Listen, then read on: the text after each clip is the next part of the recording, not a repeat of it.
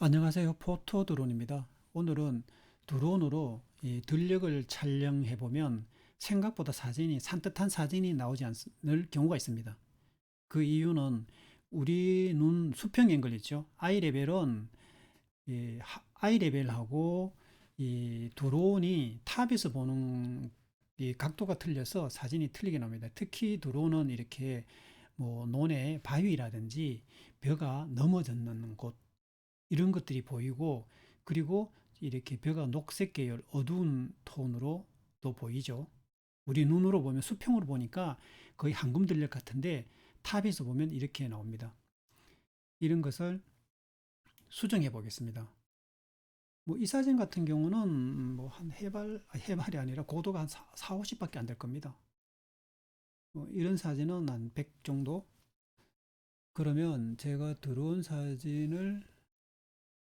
촬영한 사진을 보겠습니다.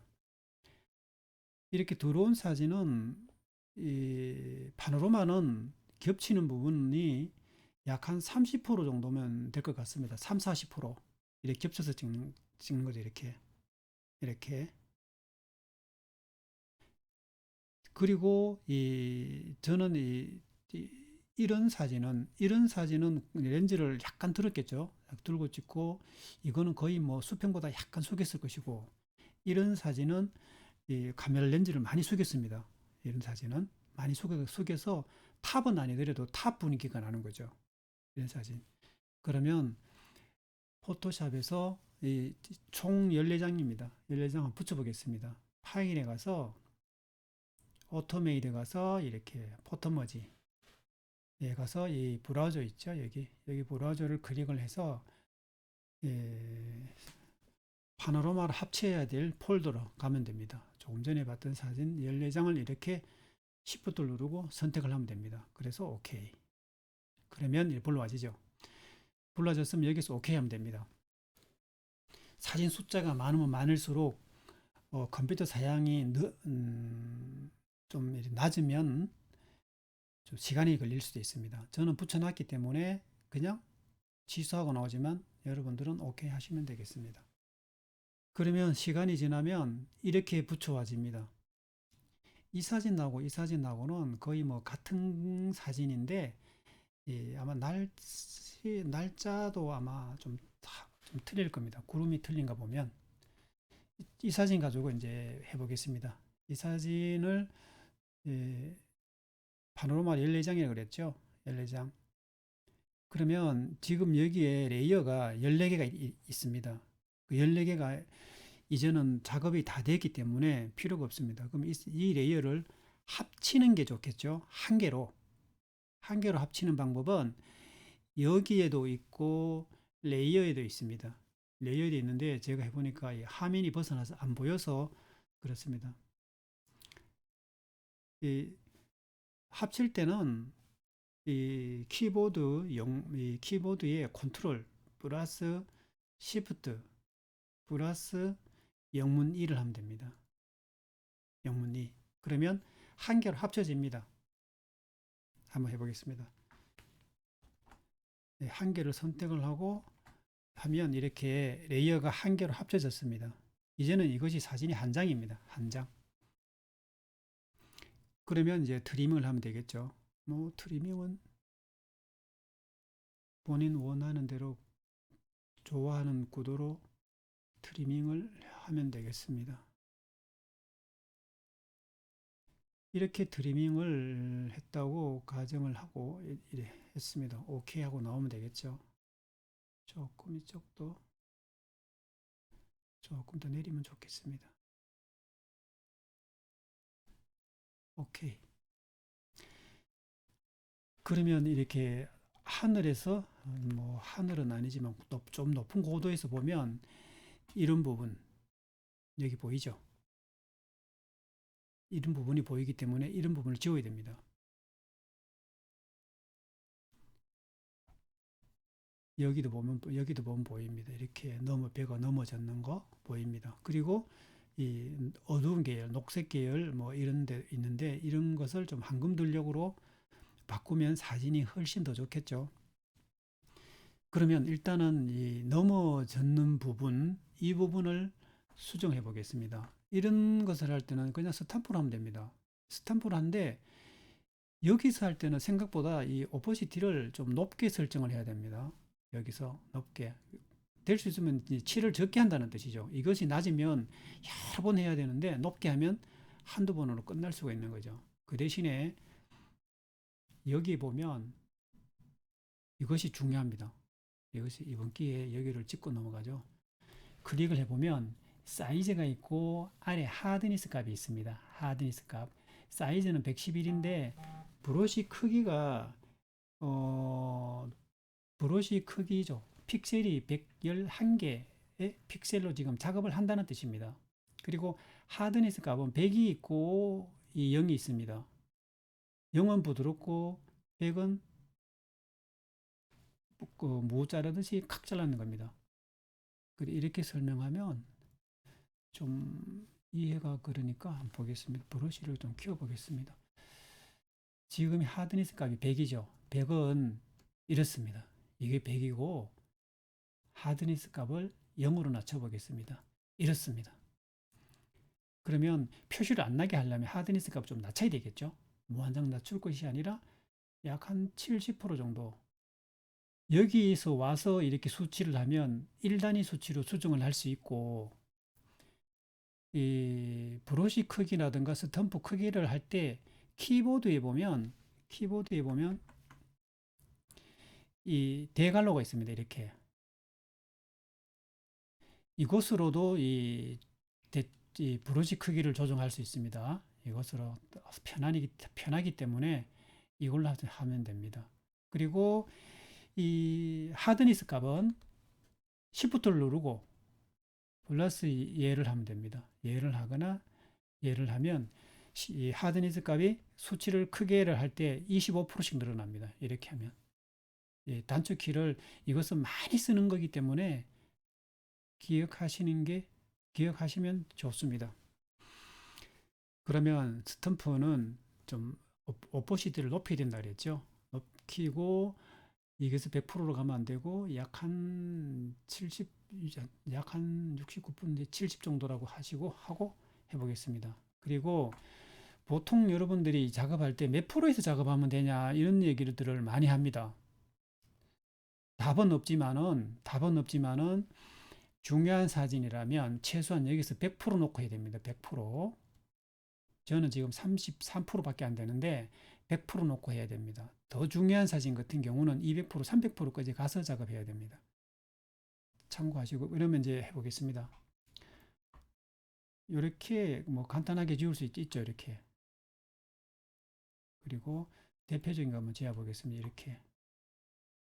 그러면 뭐 거의 표시가 만약에 나면 이, 이 스탬프에서 찍는 위치하고 틀리기 때문에 바로 옆에 찍고 하면은 표시가 다시 없어집니다.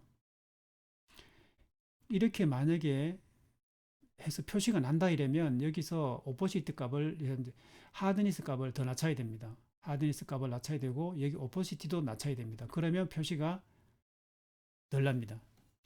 그러면 이렇게 수정했으면 이제는 황금 들녘을 만들어 보겠습니다. 지금 사진이 약간 어둡습니다. 약간 어두운데 밝기 조절할 때 뭐 레벨이나 커브를 많이 사용합니다. 많이 사용하는데 그 커브나 레벨은 될 수 있으면 여기서 하는 습관을 들이십시오. 여기 이미지에서 어저스트먼트 조정이죠. 해서 커브나 레벨을 부르지 말고 여기에서 오른쪽 하단에 여기서 부르는 습관을 들이십시오. 여기서 그러면 여기 레벨하고 커브 있죠.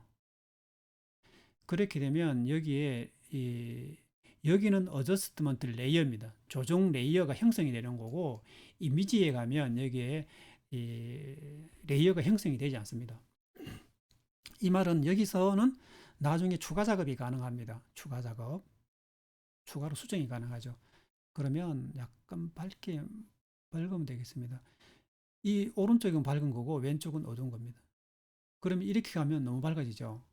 그러면 이것이 사진은 톤이 날아가는 곳이 될 수 있으면 적어야 됩니다. 될 수 있으면. 그러면 이걸 어떻게 판단하지? 눈으로? 그럴 때는 여기를 클릭을 하고 여기를 클릭을 하고 움직일 때 Alt를 한번 눌러 보십시오. Alt를 바뀌죠, 이렇게. 그러면 어느 부분이 날아가고 어느 부분이 어두워지는지가 나옵니다. 여기서 될 수 있으면 여기 나오는 부분 적어야 되겠죠. 그러면 이 정도까지만 해주겠습니다. 요 검은 부분도 똑같습니다. Alt 누르고 하면 됩니다. Alt 누르고 하면 이렇게 보입니다. 자, 그러면 이제 여기까지는 했으니까 이제 이 황금 들녘만 만들어 보겠습니다. 그러면 여기서 하니까 레이어드 형성되니까 좀 불편한 점도 있죠. 근데 여기서 하면 어저스트먼트 레벨 하면 여기서 하면 이렇게 창이 따로 뜹니다. 따로 뜨는데 여기에 이게 뜨지가 않습니다. 레이어 형성이 안 돼요. 그러면 작업을 많이 해버리면 레벨 작업했는 각으로 돌아갈 수가 없어요. 그러나 여기에서는 언제든지 뭐 지금 저장했다가 내일 작업할 때도 PSD로 저장을 하면 뭐 내일 작업을 해도 추가적인 작업 수정이 가능합니다. 그렇기 때문에 될 수 있으면 여기에서 하는 습관을 들이십시오. 됐습니다. 그러면 이제 황금 들녘을 만들어 보겠습니다. 황금 들녘 만들 때는 요 휴지등 옆에 플러스 있죠? 예. 그러면 클릭하면 여기에 신규 레이어가 하나가 빈 투명 레이어가 하나 생깁니다. 여기에 생겼죠. 그러면 작업할 곳을 갑니다. 여기를 한번 해볼까요? 그러면 브러쉬로 선택해야 되겠죠. 브러쉬로 선택을 하고 여기서 색상을 정경색을 클릭을 합니다. 정경색을 클릭을 하고 조금 이렇게 비슷한 색으로 가야 되겠죠. 불러와서 만약에 여기 색상을 선택을 못 하겠다 그러면 이 브러쉬가 이 사각 칼라 피커 사각 안에 있지 말고 이 사진이 오면 이 스포이드로 바뀝니다. 그러면 이렇게 쿡쿡 찍으면 원하는 색으로 할 수가 있습니다. 이렇게 지금 여기 선에서 노란색이 되는데 저는 이 색보다 약간 더 진하게 해보겠습니다. 이 정도까지 해보겠습니다. 그러면 여기서 OK 하면 전경색이 이제 이 색으로 바뀌는 거예요. 여기서 여기 이렇게 선택을 하고 이 정도로 이렇게 하겠 그리고 이 색을 이렇게 하고 이렇게 하겠습니다. OK 하고 나오면 이제 전경색이 좀 진하게 바뀌었는데 만약에 너무 진하면 다시 해야 됩니다. 그리고 여기서부터 이제 중요합니다. 이번에는 여기 오퍼시티를 수치를 상당히 낮춰야 됩니다. 뭐 한 3 정도로 하겠습니다. 일단은 선택을 하고 숫자 3을 입력하면 됩니다. 될 수 있으면 여기서 확대를 해야 되겠죠. 그러면 한번 칠해 보겠습니다. 단축키 대괄호라 그랬죠. 대괄호를 열겠습니다. 열고 여니까 작아졌죠. 칠해 보죠. 이렇게 약간 진한 것 같죠. 색이. 그러면 약간 더 여기서 내려도 되겠네. 이렇게. 오케이. 다시 한번 또 칠해 보겠습니다.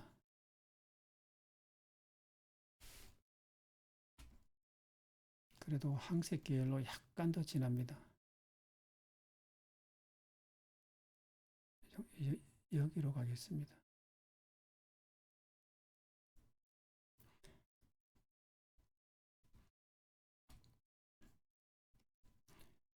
여기에서 오퍼시티 값을 많이 주면 이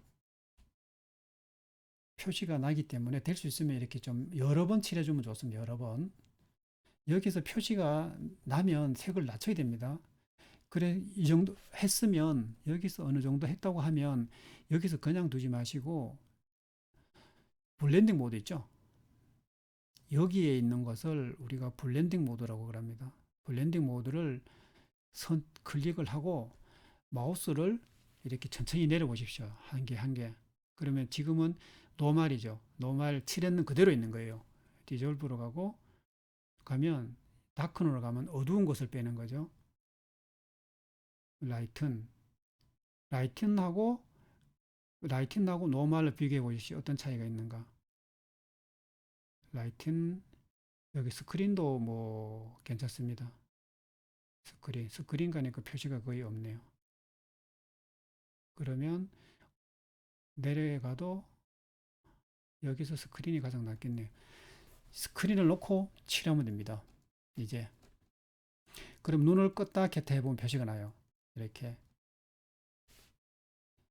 선택했다면 지금은 이렇게 스크린으로 바뀌어졌죠. 여기서 바뀌어졌기 때문에 계속 칠하면 됩니다. 지금부터는 어디든지 칠하면 됩니다. 그리고 여기다 한번 칠해 볼까요? 이번에는 여기 수치를 약 5 정도로 올려보죠. 5 정도로 올려서 한번 칠해 보겠습니다.